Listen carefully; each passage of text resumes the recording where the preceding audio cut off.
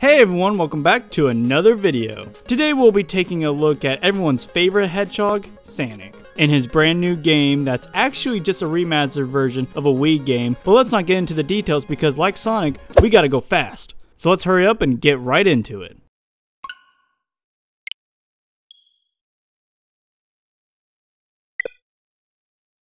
Oh, well I guess we can talk about a game that actually works.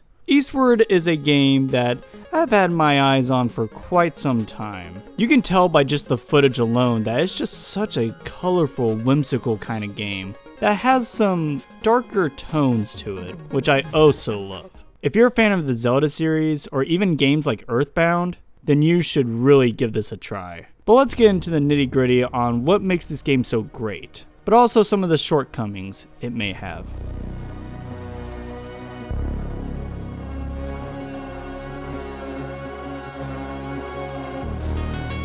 Eastward revolves around the dynamic duo that is John and Sam. John acts as Sam's fatherly figure, and their past experiences together is revealed throughout the playthrough. Together, John and Sam live in an underground town doing normal day things like going to work and going to school, until events transpire that force them onto the surface. They quickly realize why people are so afraid of the surface, as they found out for themselves that there is a terrorizing force called Miasma, destroying regions within its reach. Luckily, they do group together with a ragtag cast of characters, with one main goal in mind: stopping the darkness and saving the world. On the surface, it's a pretty basic story, but there's quite a number of twists and turns to keep you on your toes. What really makes the story special, however, are the characters and how they interact with one another. The writing is witty, and the character interactions are just so charming. The main characters, John and Sam, are great together. John plays as the silent protagonist, while Sam is the spunky, naive girl, and their relationship is one of the highlights of the game. They are really great together, and you can really feel that father-daughter relationship, kind of like The Last of Us, except not as well done.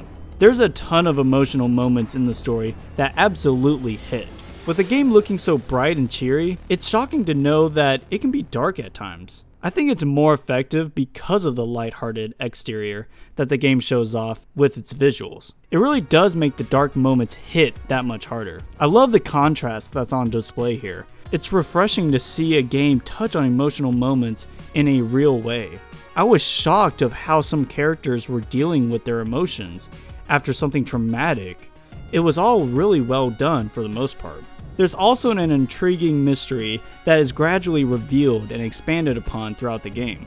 The story as a whole can get convoluted, with a part of the main plot that seems to be straight up filler. And the only hint I will give for those who have already played Eastward is the part with the monkeys. This is probably the lowest part for me. It's cute, but it's not really necessary to the overall plot. I mean, it kinda is, but you can easily write it out. Even with the story dragging in certain spots, it's still engaging with great writing and great characters. I just wish they trimmed some of the fat, personally.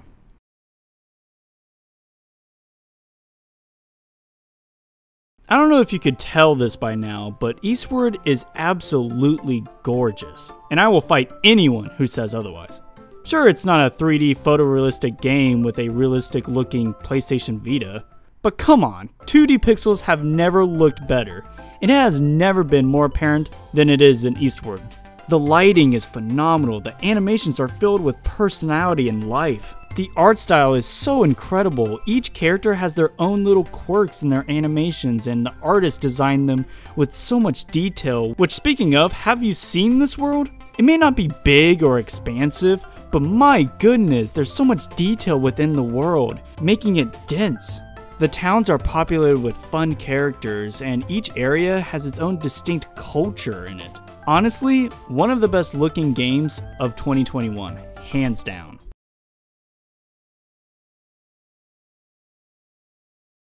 The way the game is structured is very interesting. I didn't expect it to be as linear as it was. The game as a whole is set up into chapters, with each one often taking place in a different location. Eastward takes a lot of inspiration from Zelda and the Mother series, oddly enough. Honestly, it's a great blend, with quirky characters from like the Mother series, and then you got the Zelda-like gameplay. And like Zelda, there will be points where you'll be collecting hearts or solving puzzles with a newfound weapon.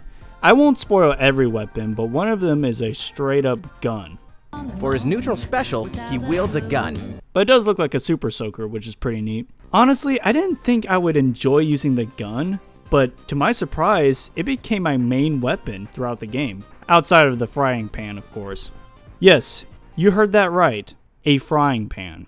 It's pretty funny, especially when there is a character in the story with a sword, but no, whatever, you know, just use a frying pan instead. The frying pan does have the sword beat out in one aspect, because it has another use that you probably wouldn't expect. Cooking. Yes, John is an excellent chef, and the cooking system is pretty in-depth, at least in terms of how many recipes you can cook up, each with different buffs and all that stuff that can help you in combat. It's honestly pretty fun trying to complete the recipe list. There are moments in the game where the combat can get really difficult, so I'm glad the devs give you a full-on kitchen before every boss battle. Also, speaking of, I love the fact that you can save at a refrigerator. That is so weird and interesting, I love it. The refrigerator is also philosophical, which is disturbing. There are quote-unquote dungeons in the game with fun puzzles, especially nearing the end. I think the dungeon before the end is the best one in the entire game. And it's interesting, they're not really set up as dungeons mostly, but they do have dungeon-esque aspects to them. Also, if you can't already tell by now, I've been mostly using footage from the early areas of the game, so I won't spoil anyone. I will probably use some later clips down the line, but for the most part, I'm going to be using some earlier clips. There's also this really cool minigame that is basically a Dragon Quest parody, and I love it. It's an absolute treat, except for the fact that there's an actual time limit on it, but other than that, it's great stuff. Honestly, I just want a full game about Earthborn. Who knows, maybe they'll make a 2D, 3D remaster of it down the line. There's just so much to love about this game, from the inspirations to the overall aesthetic. It all just meshes so well together. And I just love the different callbacks that this game makes. And it doesn't just work off of inspirations, it does some other things that's unique to its own game. Overall, a pretty great experience.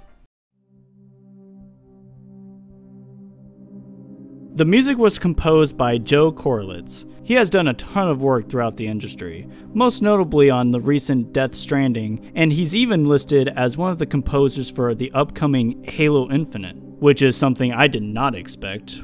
Honestly, this fact has me really excited because his work in Eastward is fantastic. It completely fits within the context of the game, with his use of synthetic sound to make tense, fun, lighthearted tracks.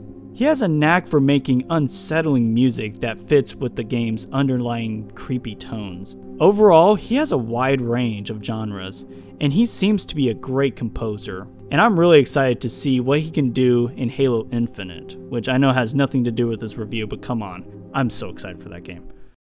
Eastward is a great game, with a ton of love poured into each pixel. It had the potential to be one of the best games I've played, but unfortunately missed the mark in a couple of areas. The story, while intriguing, especially at the beginning, can get really convoluted and drags on and on. I wish it was more concise overall. Also, the combat had some interesting ideas, but it was very simple. I would honestly still recommend Eastward to you, even with these setbacks, especially if you're interested in Zelda games or even games from the Mother series. I'm gonna give Eastward an 8 out of 10. It's a great game with some little stuff that's holding it back from greatness. I think tightening the pace of the game would have been beneficial to the overall experience. However, there's still so much to enjoy here. The art style is gorgeous. My goodness, can I not stop saying that? The characters are charming and likable, and the beginning of the game is absolutely fantastic. Like, it really sets up this grand adventure, and I think it does it really well. Also, having a Dragon Quest minigame in the game is just so good. I couldn't ask for a better minigame, except for one without the time limit, but let's not get into that. It's honestly worthy of a chef's kiss. But let me know down in the comments below what you thought of the game, and do you agree with my rating or not? Be sure to like the video and subscribe for more reviews like this. And if you're new, yeah, I do a lot of reviews. I talk about some interesting topics, I guess. And Smash will come up every now and then, but I guess not so much anymore since Sora, but who knows? Maybe there's still more to talk about with Smash. But anyways, that's all for now. Thank you so much for watching, and I'll see y'all in the next video. God bless.